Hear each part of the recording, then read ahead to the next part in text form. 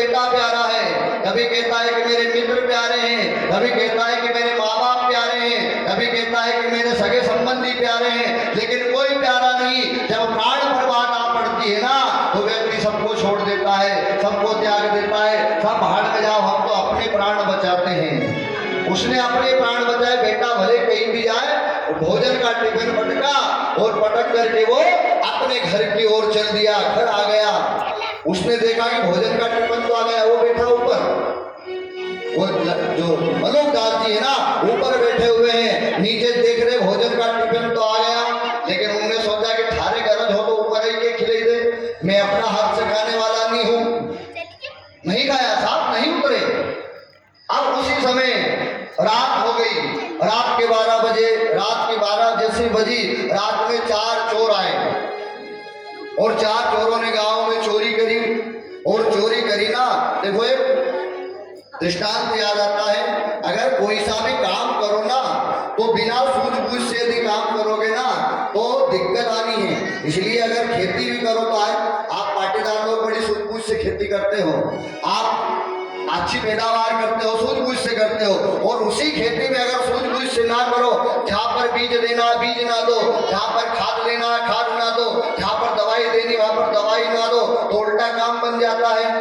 एक गांव था, एक गांव में एक माँ का बेटा बड़ा निकम्मा था, कोई भी काम नहीं करे, दिन भर इन्हीं होटली पे बैठे, उन्हीं होटली पे बैठे, दिन भर वहां गप लगाता है, दिन भर ताश के पत्ते खेलता है। माँ ने एक दिन घर से निकाल करके भगा दिया, जा कुछ काम धाम करता नहीं, जा कुछ कमा करके लेकर के आ। अब उन्होंने सोचे आज तो मैं कमा करके ही घर आऊंगा, और रास्ते में गया, रास्ते में उसे 4 चोर मिल गए।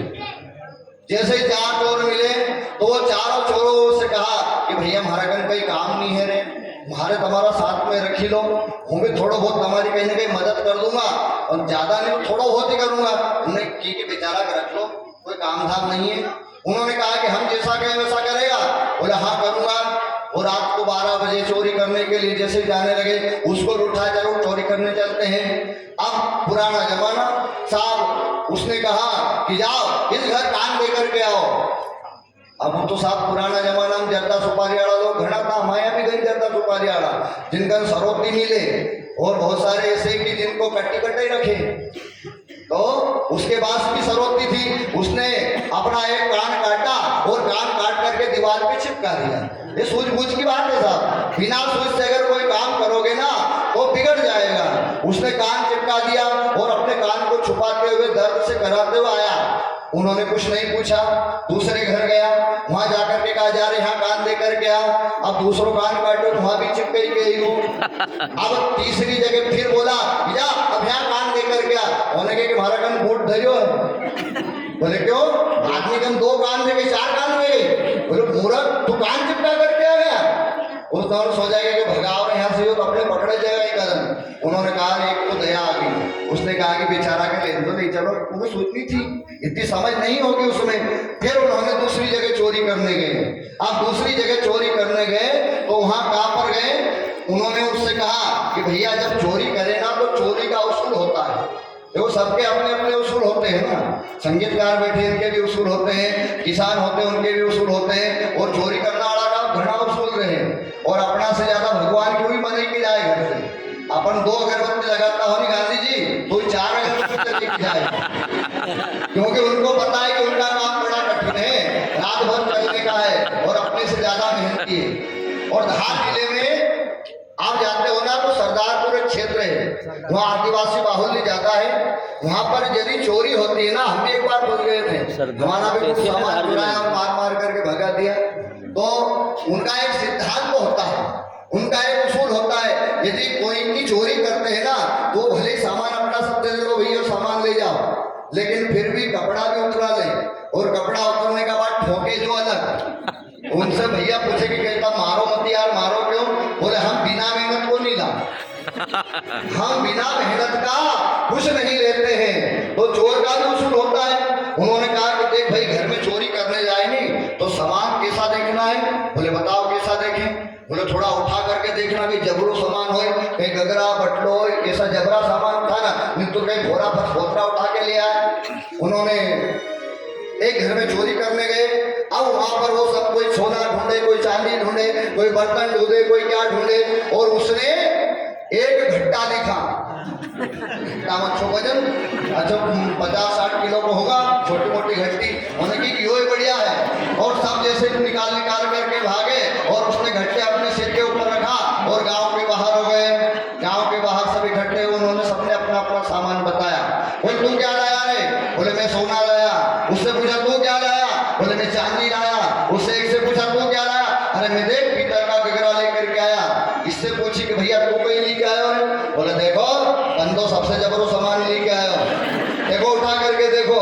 जैसे उठा करके देखा तो उन्होंने कहा कि भगाओ रे बेटा नहीं मरवे देगा।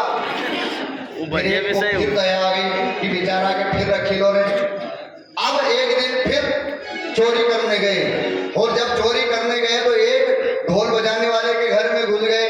अब उन्होंने पहले ही कह दिया कि थोड़ी ठोकी बजाई के सामान लीजिए, नहीं तो तुम घट्टो ले ली।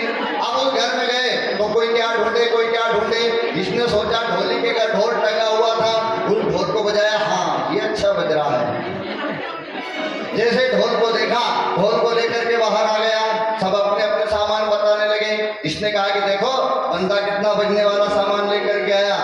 फिर भगाने का प्रयास किया, लेकिन फिर आखिरी बार चांस दिया उसको। बोले एक ये लास्ट चांस है, इसके बाद मुझे मौका नहीं मिलेगा, अब ये आखिरी मौका है।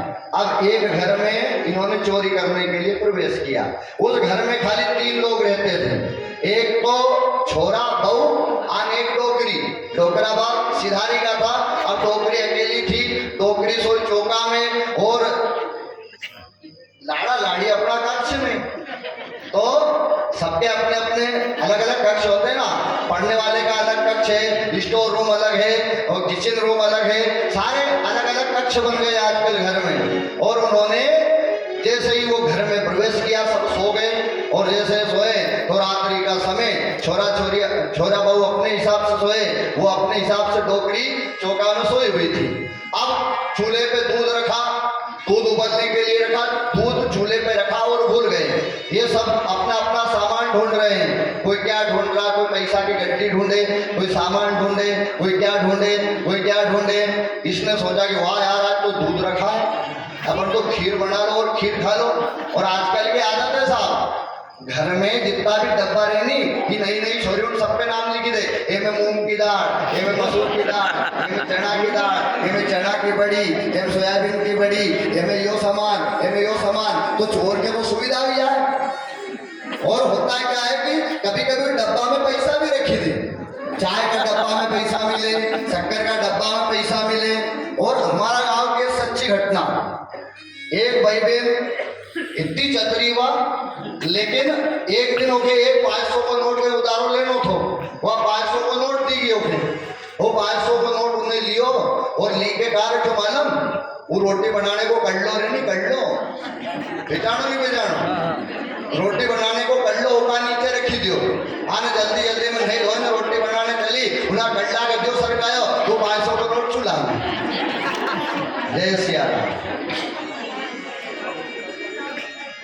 नाम लिखा हुआ था एक डिब्बे पर चावल।